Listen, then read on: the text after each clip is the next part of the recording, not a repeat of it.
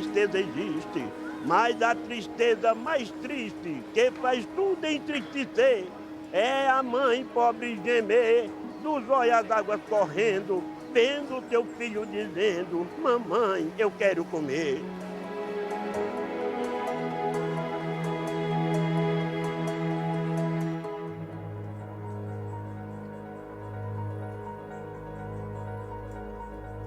Eu não gosto nem de lembrar muito, porque eu já passei muita fome.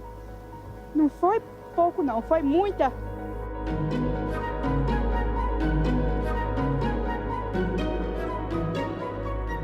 Dinheiro não tinha, nada para vender não tinha.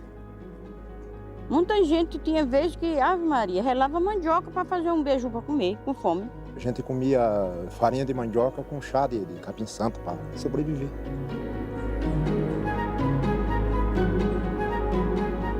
Era fome mesmo, a gente chegava na sexta-feira, a gente não tinha o que comer.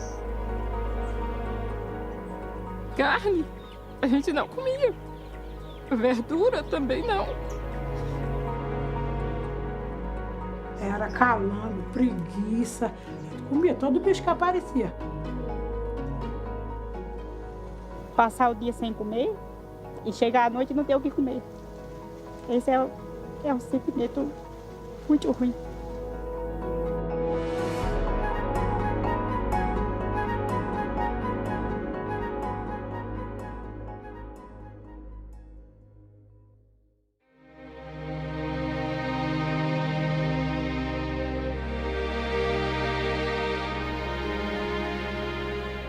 El hambriento está ahí, en la esquina de la calle, y pide carta de ciudadanía, pide ser considerado en su condición, recibir una alimentación de base sana. Nos pide dignidad, no limosna.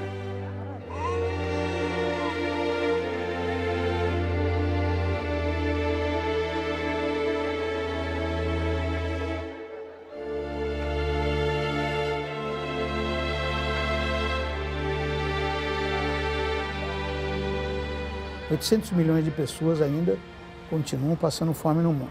Estão concentradas na Ásia, mais da metade delas, e na África, que é o problema maior ainda. A Europa, hoje, tem uma situação de volta da fome tradicional pela crise que está passando na Europa.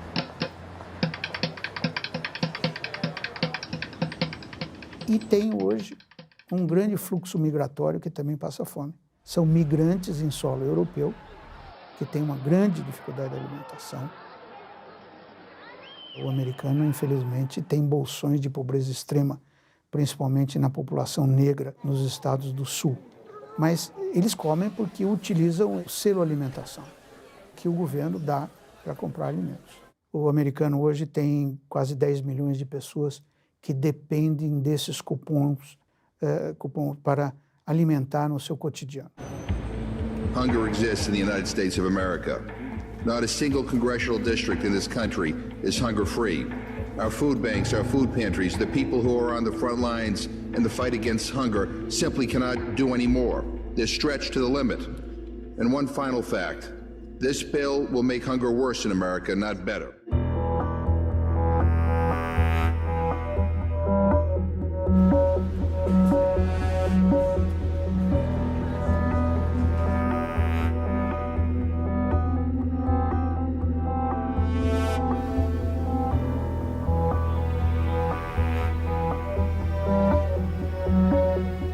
A mudança climática está impactando o futuro da humanidade.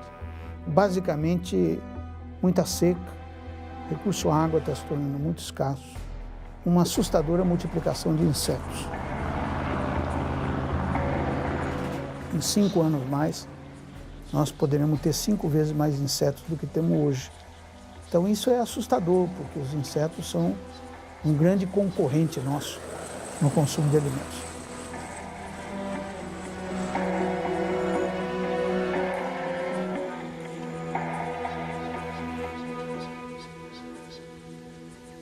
O Brasil sempre teve as desigualdades sociais, continua tendo, é um dos países mais desiguais do mundo. Entretanto, durante muito tempo, isso foi apenas um fenômeno natural. Era natural a desigualdade, é natural termos os senhores feudais, é natural termos os escravos, pessoas trabalhando para outras, pessoas não sendo remuneradas.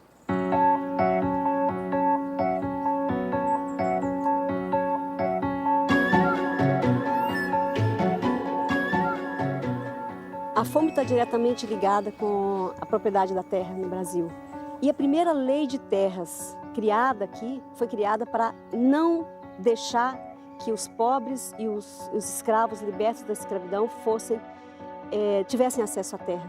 O Estado é dono das terras e que para ter acesso a ela somente a partir de compra. Então, esta instituição jurídica agrária, ela vai então jogar na marginalidade todos os pobres livres. O semiárido é uma região nordestina que tem cerca de 1 milhão de quilômetros quadrados. Residem nessa região cerca de 25 milhões de pessoas aproximadamente. No exacerbado de uma seca, 10 a 12 milhões passam sede e fome.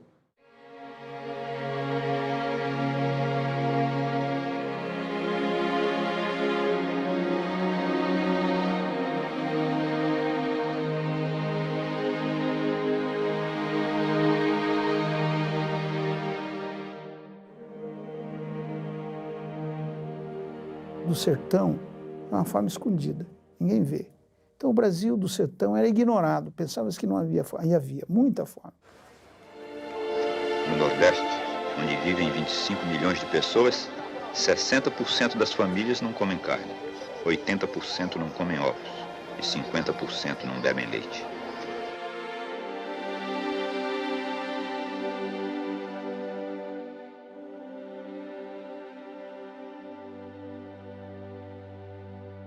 O Brasil tem essa característica curiosa de ocultar.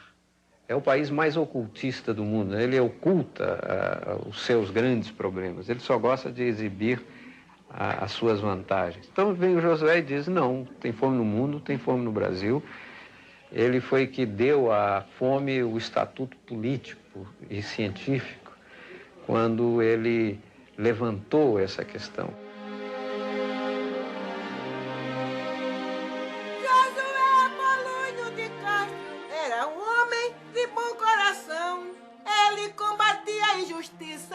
Apontando causas e solução. José de Castro acho que é sem dúvida alguma, o pioneiro da abordagem da segurança alimentar moderna. E ele foi ser o representante do Brasil como embaixador na FAO. A grande proposta na época, liderada basicamente pelos Estados Unidos, era que os excedentes produzidos nos países desenvolvidos fossem doados aos países pobres para acabar com a fome. E o José de Castro se insurgiu contra isso, dizendo que isso perpetuaria a fome. O que precisava dar era condições dos países em desenvolvimento produzirem os seus próprios alimentos.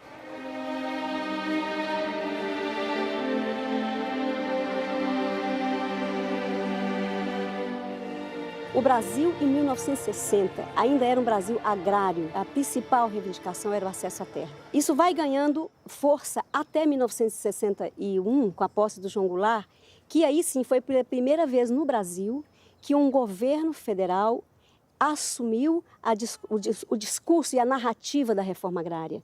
A reforma agrária feita em termos da reforma da nossa Constituição, indo ao encontro dos anseios da nação, vai proporcionar mais do que qualquer outra medida ou providência essa tranquilidade que nós todos reclamamos, que a reclamamos em benefício do desenvolvimento no nosso país. No período Jango, eu diria que talvez foi o primeiro momento em que realmente se estrutura uma perspectiva de uma política de abastecimento, de uma intervenção onde tu tem fomento pelo crédito, onde tem a questão da assistência técnica, onde tem uma relação muito forte com o debate, vamos dizer assim, a partir da realidade, que era um diálogo com as ligas camponesas, o tema da reforma agrária, assumir que dentro das mudanças de base, né, o que eram as mudanças de base? Eram mudanças estruturais do país. João Goulart começou a encampar a discussão da reforma agrária e foi cassado.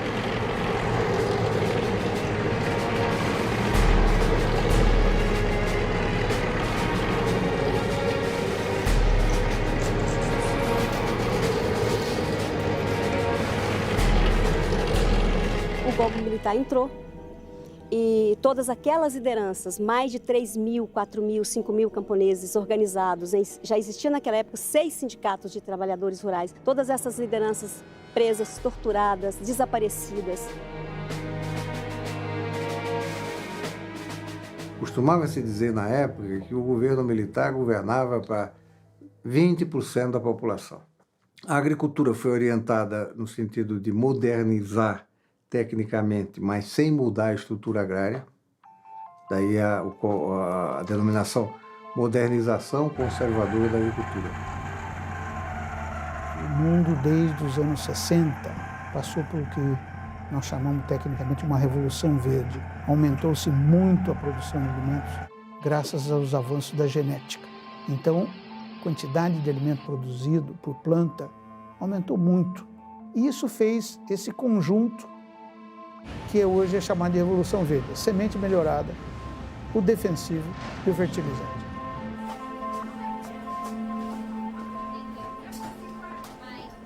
A Revolução Verde foi a confirmação do modelo agroexportador implantado na colônia brasileira, que primeiro com a monocultura da cana, depois o café e assim por diante, é geração de recursos para fora, para exportação.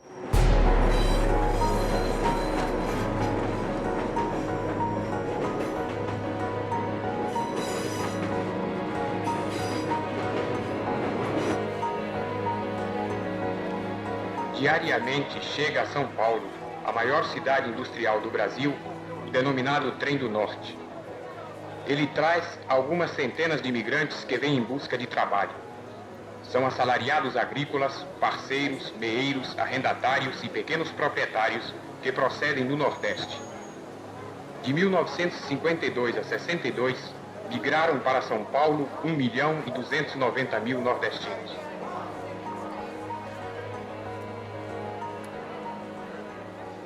Em média, 70% deles se dirigem para o interior e constituem a mão de obra de uma agricultura de mercado.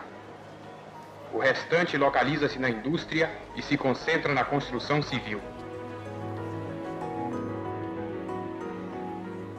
Você trabalhava onde lá? Na usina Santa Terezinha. Era trabalho de quê? Trabalho de cana, né? Calpino roça de lavoura de cana. Quanto o senhor ganhava lá? Eu pegava isso.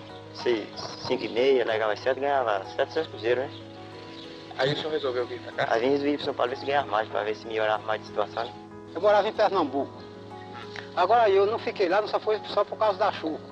Foi porque eu não pude conseguir comprar um pedacinho de terra para eu morar e trabalhar. Né?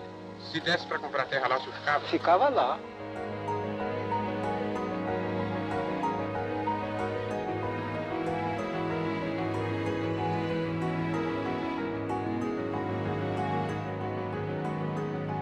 O acesso à terra é também uma outra questão importante, do ponto de vista das famílias.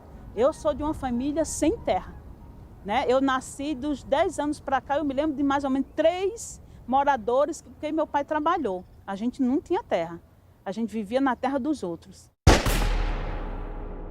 Meu pai foi assassinado no dia 6 de outubro de 1985. O fazendeiro tinha saído com um revólver com 3 balas disparadas e dito que matou em legítima defesa. Eles foram julgados pela Justiça Federal, eles foram condenados, mas eles não foram presos. Ali a gente via que não tinha justiça para nós produtores, para nós trabalhadores rurais, sofridos.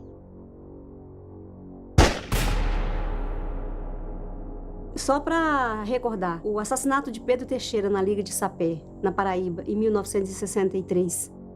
Eloy Ferreira da Silva, no norte de Minas, massacre de Eldorado de Carajás. Chico Mendes, em 1988. Roseli Nunes, no sul, e tantos outros. a gente está lutando também por eles, né? Se a gente conseguir a terra e a reforma agrária, vai ter uma mudança no nosso país, né?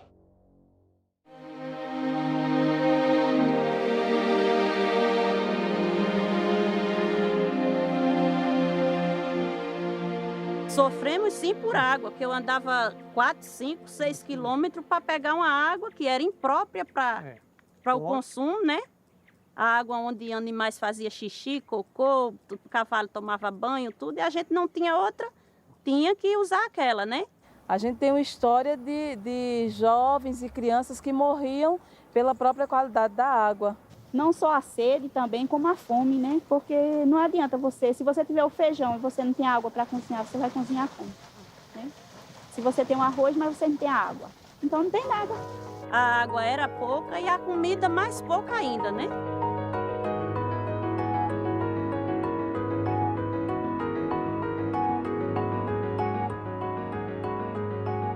Ninguém pode aceitar a existência da pobreza como um fato natural. Ninguém pode aceitar a indigência como um fato natural. Isso tem que ser erradicado da história humana. Quando a gente se dispõe a participar da ação da cidadania contra a miséria e pela vida, a primeira coisa que a gente pensa é que é um trabalho tão grande que não temos tempo e que pouco podemos fazer. Mas é fazendo pouco mesmo que milhares de pessoas estão realizando muita coisa pelos 32 milhões de brasileiros que vivem na mais absoluta miséria. Betinho, quando coloca na década de 90 a questão da fome como algo que não se pode transigir, ele começa a falar de alguma maneira e de uma forma didática para os brasileiros a questão do direito à alimentação. Ele estava plantando a ideia do direito.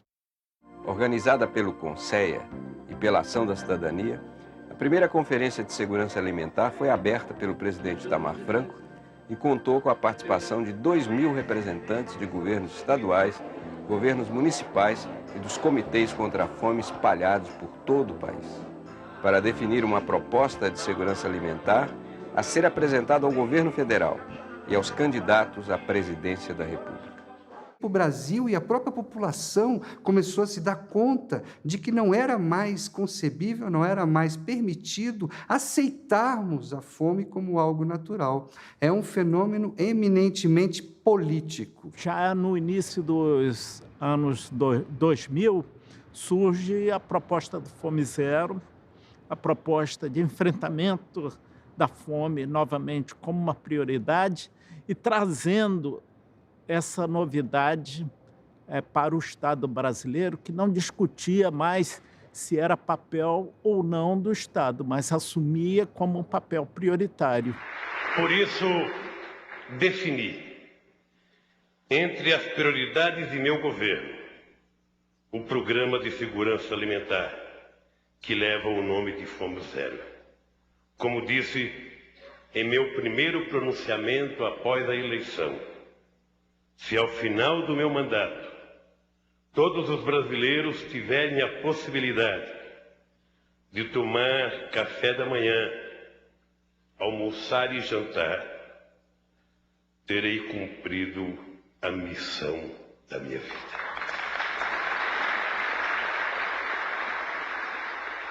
O Fome Zero é um conjunto, ele chegou a ter 60 diferentes programas, né? Esses programas eram coisas que já eram feitas. Ele botou tudo junto, de uma maneira coordenada. Então, nós não inventamos a roda. Com o surgimento do Fome Zero, se retoma o Conselho Nacional de Segurança Alimentar. Agora, já usando o nome de Conselho Nacional de Segurança Alimentar e Nutricional. Basicamente, ele tem, na minha opinião, dois grandes componentes. Um componente de estimular a produção de alimentos através da agricultura familiar. Os agricultores familiares são os grandes produtores de alimentos nesse país e não tinham estímulo para produzir. Então, inverter, dar mais crédito para eles, dar mais assistência técnica. Rapidamente, o Fome Zero conseguiu estimular a produção de mandioca, a produção de arroz, a produção de feijão. O segundo elemento foi dar poder aquisitivo à população. O Fome Zero tinha um cartão que chamava Cartão Fome Zero, que depois veio a ser o Bolsa Família, que distribuía, na época, R$50 por família e dava à mulher Esse foi um outro elemento importante. Eu me lembro que nós tivemos que ir ao Supremo Tribunal para conseguir dar o cartão só para as mulheres. Chegava mês de janeiro, a gente não tinha, não vou dizer R$1, 1 centavo para comprar os materiais das crianças, né? Uniforme. Aí com o Bolsa Família, eu podia comprar os materiais de escola deles, uniforme, roupa e até mesmo alimento.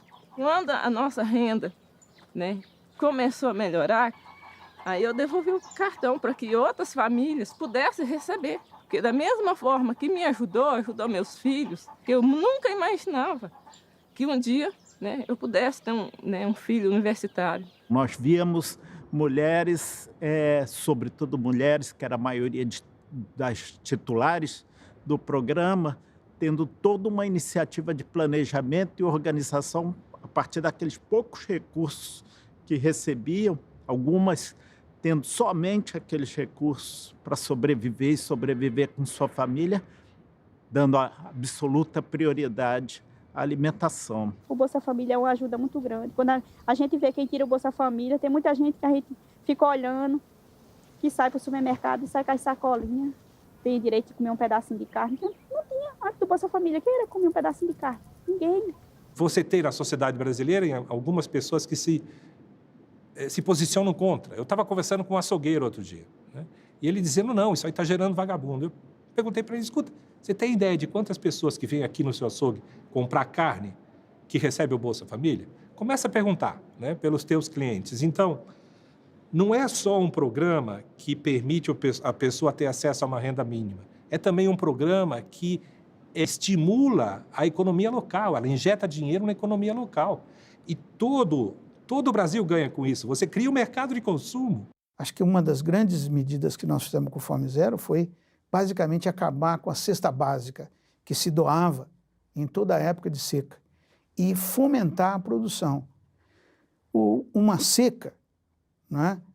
Você não tem como evitar, mas você tem como evitar que uma seca vire fome. 2003, quando o Lula assume o governo, a Articulação do Semiárido Brasileiro propõe ao governo brasileiro o programa 1 milhão de cisternas, a partir das experiências que já haviam das organizações. O programa 1 milhão de cisternas, que foi feito com a participação da sociedade civil na região do semiárido nordestino, né, para assegurar que esse sujeito tivesse condições de sobreviver durante o período de seca. O semiárido chove, e chove bem.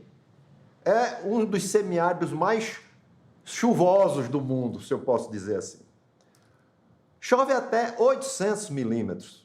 Você pode traçar um trabalho, desenvolver um trabalho, através dessas cisternas de placas, onde você constrói esses reservatórios ao lado das casas para a captação das águas das chuvas dos telhados.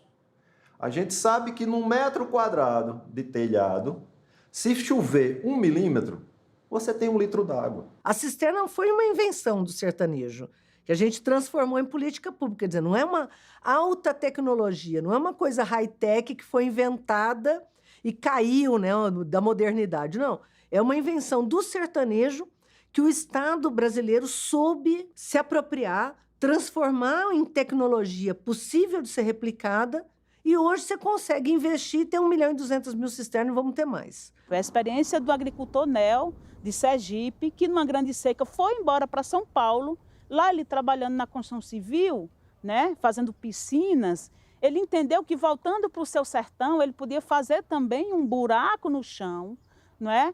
Com areia e cimento, podia fazer placas que podia fechar e captar água de chuva. Então, são experiências dos agricultores e agricultoras. A gente tendo uma cisterna dessa aí, a gente pode plantar o verão inteiro, né? A gente começou a plantar verduras, hortaliças, né? Que a gente não tinha esse conhecimento, não tinha o hábito de plantar esse tipo de coisas, né? Tomate, coentro, pimentão, alface, berinjela, cebolinha, que está lá fortalecendo a alimentação dos nossos filhos, né? E a gente ainda leva um pouquinho lá para a feira, né? Que é uma alegria enorme quando a gente chega na feira que já tem aquele consumidor esperando. Ah, eu não comprei na feira livre, estou te esperando. Para a gente é uma riqueza isso, né?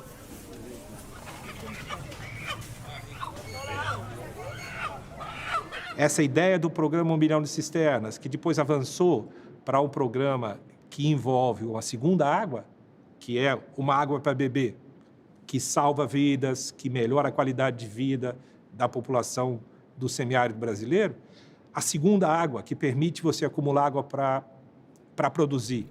Quer dizer, essa combinação desses dois recursos, essas duas águas, ela pode realmente melhorar não só a qualidade de vida, mas melhorar do ponto de vista econômico, social, de inclusão, segurança alimentar de um conjunto grande de pessoas.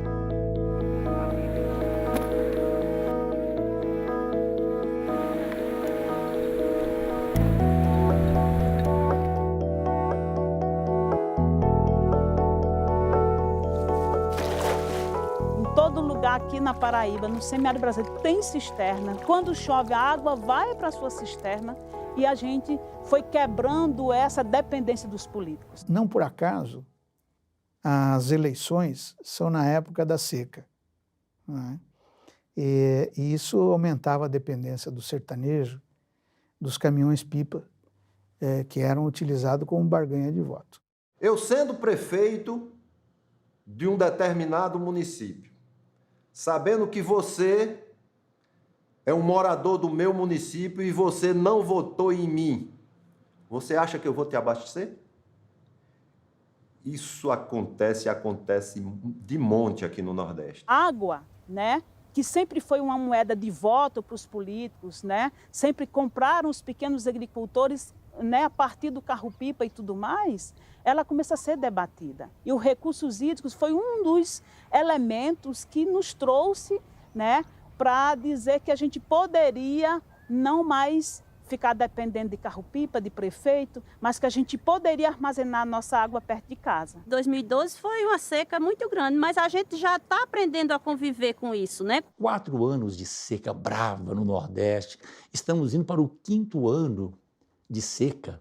Tempo de seca cada vez maior e o tempo das águas cada vez menor.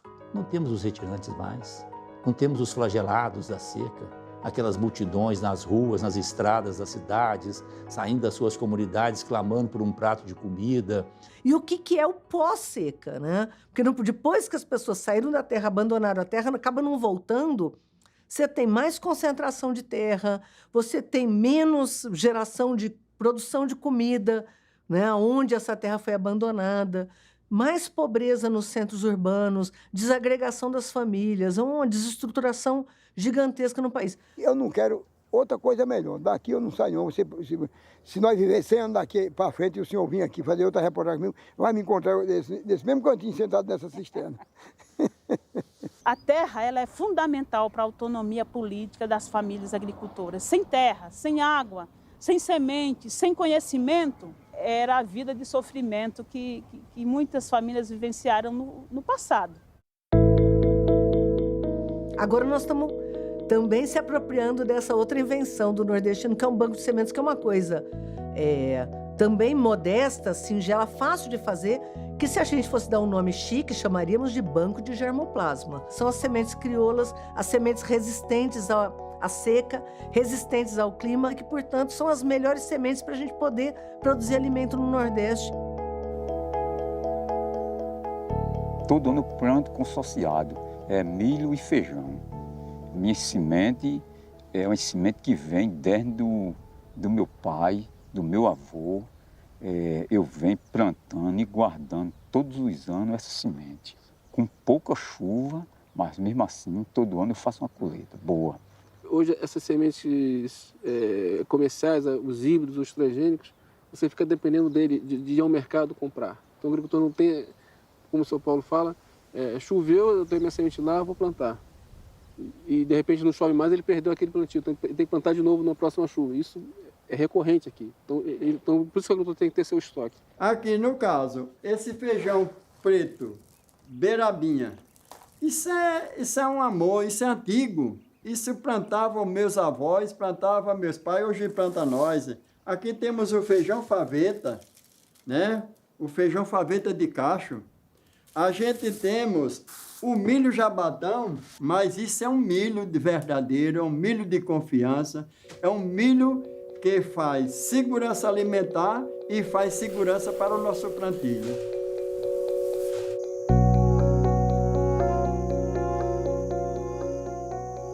eu sou um assentado pela reforma agrária, aí faz parte de uma organização onde temos certificação de produtos orgânicos. A gente entra na licitação, que hoje são 16 escolas aqui no município, e eu consigo entregar para 5 escolas. Nós construímos uma diretriz que estabelece, primeiro, que 30% da merenda escolar, no mínimo, tenha que ser comprada da agricultura familiar. Isso é um ganha-ganha muito estratégico. Você garante renda para o agricultor e você garante uma comida fresca para as crianças e você dinamiza a economia local. Hoje, no Brasil, a gente leva alimentação escolar para 43 milhões de crianças. Então, você chega aí a quase uma Argentina de crianças que é alimentada de segunda a sexta.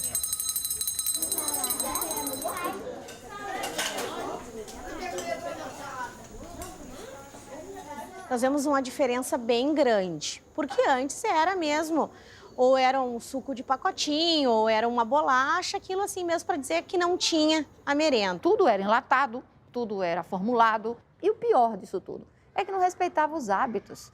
Então imagina você, na Bahia, no Rio Grande do Sul, ou no Norte, no Pará, no Amazonas, comer a mesma coisa. Quando nós olhamos os hábitos alimentares, o que o agronegócio provoca? Ele provoca uma destruição de hábitos alimentares, há um processo de homogeneização de hábitos alimentares. Então, o que se come no Rio Grande do Sul, tu vai comer lá em Belém, se depender do agronegócio, ou vai comer talvez até na China. Quando você vê uma criança podendo comer todo dia na escola carne, verduras, né, frutas e o suco natural, isso tudo é uma diversidade, é um privilégio que muitas crianças não teriam se não fosse no ambiente da nossa escola. E aí a pressão forte das indústrias de continuar esse programa, mas tinha uma pressão forte dos profissionais da saúde com a sociedade civil, mobilizando inclusive os pais nesse período para que pressionasse o governo para não aceitar mais de jeito nenhum aquele tipo de cardápio. Hoje a gente consegue botar na mesa das crianças açaí, na Amazônia você consegue botar peixe. Tem lugar que hoje a gente tem arroz orgânico na merenda escolar. Todas as pessoas mais conscientes vão querer alimentos mais adequados, mais orgânicos, mais saudáveis. E quem vai poder entregar isso é o pequeno agricultor. Quanto mais orgânico, melhor. Tanto é que a resolução permite pagar mais para produtos orgânicos. Por quê? Para incentivar uma produção e que resulte numa comida de verdade. Porque não adianta só a gente produzir orgânico e você não conseguir vender.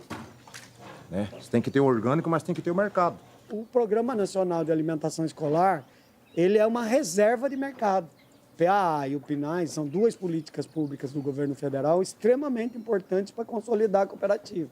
Essa consciência está aumentando. E o que a gente espera é que a agricultura familiar brasileira se fortaleça, mas se fortaleça em bases agroecológicas.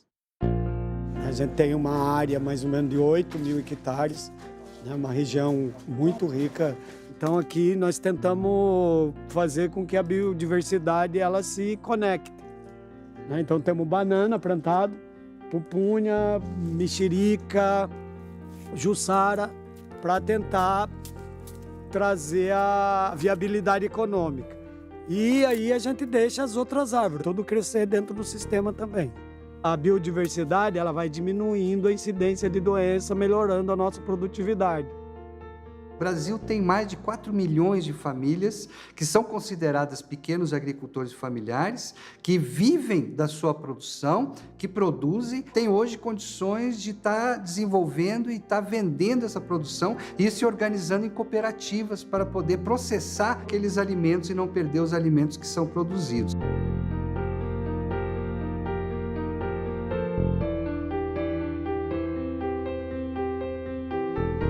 A Cooperágua, ela tem mais ou menos umas 30 mil caixas ano de comercialização de banana.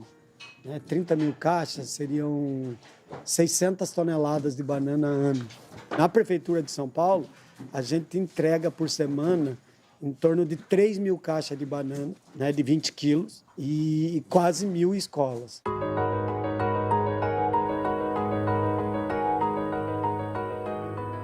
Nós fomos um assentamento pioneiro na questão da produção de arroz orgânico. Junto com isso, surgiu o Grupo Gestor do Arroz, que conta com aproximadamente 420 famílias, produz mais ou menos 400 mil sacos de arroz orgânico em todo o Rio Grande do Sul. Inclusive, a gente vende, além de um monte de escola no Rio Grande do Sul, a gente vende em São Paulo, para a Prefeitura de São Paulo. Olhar tudo que eles conquistaram, né? E ver que se não fosse por isso, nós jovens, onde que eu estaria hoje? Tem incentivo para o jovem estudar e quando ele volta a trabalhar aqui na cooperativa. A cooperativa, ela sempre vem buscando incluir o jovem nas atividades, passar responsabilidade para os jovens, porque futuramente quem vai assumir isso aqui é nós, né? Se não fosse a cooperativa, talvez não teria a oportunidade de estudar que eu tenho hoje aqui. Quem leva o grande dinheiro é o agronegócio, que produz soja, produz milho ou produz celulose. Nós temos que se contentar com um pequeno número de recursos e ainda somos que mais produz alimento, né? A agricultura familiar ela tem uma importância fundamental para o desenvolvimento de qualquer país do mundo. No Brasil, só como exemplo, mais de 70% do que as famílias brasileiras consomem vem do pequeno agricultor familiar. O agronegócio, que é tão importante no país, ele está mais focado e voltado para a exportação de alimentos. O Brasil, desde o seu período colonial, é e continua sendo um país agroexportador. Esse é o nosso grande problema. Somos um problema sério de modelo. 75% a 80% da área agricultável do país está na mão de médios e grandes produtores. 35 milhões de hectares de soja, mais de 15 milhões de hectares de milho. We are going through a food colonialism. Brazil is being instrumentalized in what I have called soya imperialism. But not only is there an invasion of the Amazon by these global corporations, those soya exports are hurting the people of the Amazon, but they are gaining huge new markets for the cargos. This is not of benefit to Brazil. Isso envolve concentração de terra, concentração de renda, destruição do meio ambiente, contaminação da água, né? Destruição da biodiversidade. Nós estamos pagando um preço muito alto, né, para ter essa quantidade de soja e de biocombustíveis que nós estamos vendendo para o mundo. Não, nós somos o maior consumidor de agrotóxico do mundo, né? Uma das empresas que mais tem interesse nisso é a Monsanto, que é quem domina todo o mercado de transgênicos, das sementes transgênicas, ou seja, é uma questão de modelo, é uma questão de concepção. É urgente a discussão sobre o programa de agrotóxicos. Não é possível que nós continuemos fingindo que isso não é um problema de saúde pública, de saúde da população e um problema de saúde ambiental. Esse excesso de pessoas com câncer, outras enfermidades, atacando a juventude, pessoas novas, tem a ver com a questão da alimentação, só que isso não é discutido abertamente na sociedade por conta do poder econômico dessas grandes multinacionais.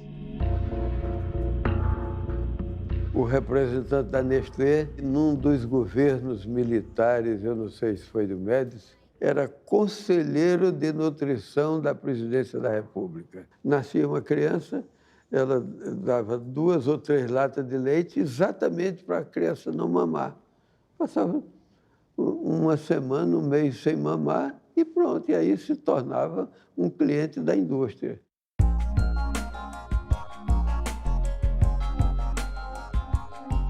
A mamadeira, como símbolo da alimentação artificial, tornou-se um instrumento de infanticídio coletivo.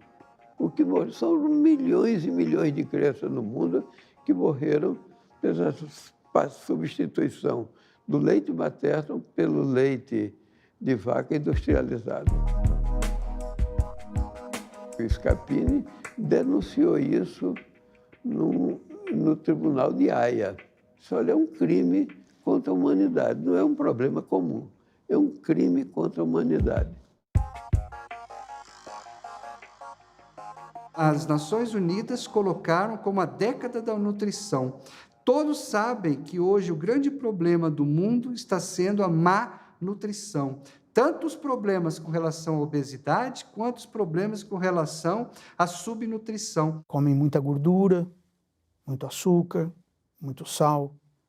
Né? Isso tem acentuado os problemas das enfermidades relacionadas à obesidade, a uma má alimentação. Junto à obesidade, o diabetes. Diabetes era doença de adulto, diabetes tipo 2 era de adulto. 30 anos em diante. Hoje, criança com 2 anos de idade está com diabetes tipo 2. A gente sabe como é a lógica do mercado, que não respeita a vida das pessoas, né? Que a preocupação é apenas com o lucro. Nós temos, então, mais recente, desde 2002, uma política nacional de agroecologia e produção orgânica. Nós temos que apostar no crescimento dessa política. Tem gente da África vindo aqui, tem gente da América Latina vindo aqui, tem gente de países desenvolvidos querendo conhecer a experiência brasileira e saber como a gente conseguiu tão rapidamente reverter essa situação de subalimentação, né? Sair de 10% da população para 1,7% da população em pouco mais de uma década. Moi, je dis que c'est un projet innovant, intéressant, et ça nous a permis, en tout cas, dans la zone. Et puis, si ce n'était pas intéressant, on n'allait pas faire une extension. Ça a permis aussi aux enfants de rester à l'école. Por ejemplo, la apuesta a la agricultura familiar o programas más específicos como la alimentación escolar han sido referentes y ha habido también cooperación e intercambio entre el gobierno de Brasil y el gobierno salvadoreño. Je pense que si vous calquez le modèle brésilien, pourquoi pas nous aussi, on pourra émerger. Nós estamos usando programas do tipo compras da agricultura familiar hoje na África, em pelo menos 10 países. E temos mais 15 países na América Latina que usamos produtos da agricultura familiar. Claro que o Brasil tem uma experiência única. O Brasil, como todo mundo diz, é um país continental. Mas nós podemos mostrar os princípios, a forma como se estruturaram os programas no Brasil.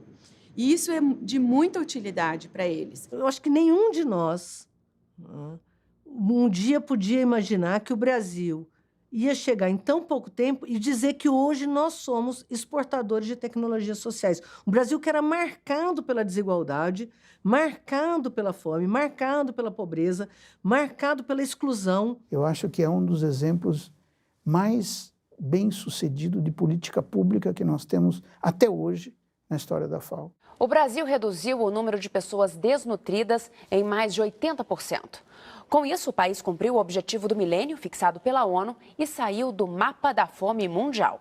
Entre 1990 e 2014, o número de desnutridos no Brasil caiu de quase 15% para 1,7%. O percentual equivale a 3.400.000 brasileiros que ainda sofrem com a fome. O Brasil saiu do mapa da fome. Isso aconteceu naturalmente. Não aconteceu naturalmente. Não é mágica, né? É ação. No Brasil funcionou porque a gente teve essas 3 coisas, né, que são necessárias. A vontade política do governo, uma sociedade civil forte com conhecimento na área, que sabe o que é segurança e soberania alimentar e nutricional, e uma posição estratégica do Conselho dentro do governo. E quando eu vi na televisão que a FAO retirou o Brasil do mapa da fome, eu fiquei muito emocionado. Sabe? E naquela hora eu lembrei de muita gente boa, muita gente bonita, muitos vivos entre nós, que certamente estavam sentindo o que eu senti, e muitos que não estão mais entre nós, mas que certamente aplaudiriam muito aquele momento. Josué de Castro e Betinho entre eles. E o Brasil conquistou, depois de muita luta, não foi fácil, depois de muito debate, a questão do direito humano à alimentação na Constituição brasileira. Que foi a emenda constitucional que colocou no artigo 6º da Constituição, entre os direitos sociais fundamentais, a alimentação. Todo brasileiro tem assegurado esse direito à alimentação saudável. Muito embora ainda nós tenhamos um resíduo hoje de 1 milhão e pouco de pessoas que ainda não conseguem exercer esse direito.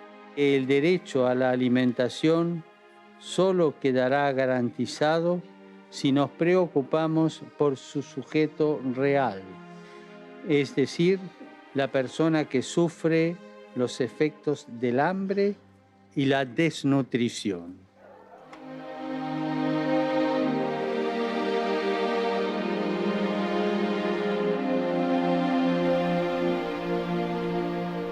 O Brasil é um país que está crescendo muito, o Brasil é um país que está crescendo na população também.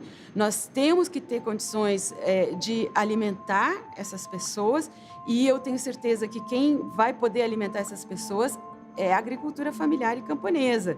Se ela tiver os estímulos, a garantia, a certeza de que ela tem mercado, de que ela pode competir. Para você conseguir reverter um quadro no tempo curto que a gente vive, você tem que ter programas que tenham impacto. Nossos números são... Bolsa Família chega em 50 milhões de pessoas, o Luz para Todos chegou em 15 milhões de pessoas, a merenda escolar chega em 43 milhões de pessoas, o programa de cisterna chegou em 4 milhões e 600 mil pessoas. As conquistas sociais, mais do que intocáveis, elas precisam ser aperfeiçoadas, consolidadas e ampliadas. Os brasileiros, eles demonstram sempre um temor por causa de tantas decepções que já sofreram, se não se pode voltar para trás. Se as políticas que hoje garantem melhores condições de vida, que garantem, inclusive, em alguma medida, o direito à alimentação, não podem ser retrocedidas. O grande risco é uma desconstrução efetiva da CLT, perdas de direitos em relação a programas sociais de transferência de renda, programas como alimentação escolar, sobretudo a inclusão, por exemplo, da agricultura familiar, caem no vazio. É só não alocar recursos, assim como nos outros programas. Billions of human beings are living in poverty, in misery in the world. That we know. But it's very important to stress that this misery is a human production. So, in my view, misery, poverty is an ethical problem first. Podemos voltar à situação de fome, se não for garantido aquilo que as políticas públicas mais recentes colocaram. Construir a soberania alimentar é tudo isso. Não é só ter alimento na mesa, é autonomia política. O combate à fome ou a promoção da segurança alimentar que nós falamos hoje é política de Estado e tem que ser. Eu não tinha nada. Eu só conquistei, só tenho isso aqui, só tenho cisterna, hoje eu tenho tela, através de movimento, de luta. A gente sofreu tanto que quando a gente vê uma oportunidade, a gente agarra com unhas e dentes, né? Para que isso não escape das nossas mãos. Nós temos que batalhar para que esses pontos não terminem em governo nenhum e que seja ampliado para que a sociedade nossa, daqui para frente, vai ter um pouquinho mais de dignidade, pelo menos na alimentação e saúde. É uma satisfação, né? Você se livrar do patrão. Meus pais trabalharam, inclusive minha mãe trabalhou nessa terra, né? Minha mãe e minha avó, no tempo que era do patrão. E eu digo assim, a minha vontade é que minha avó não existe mais.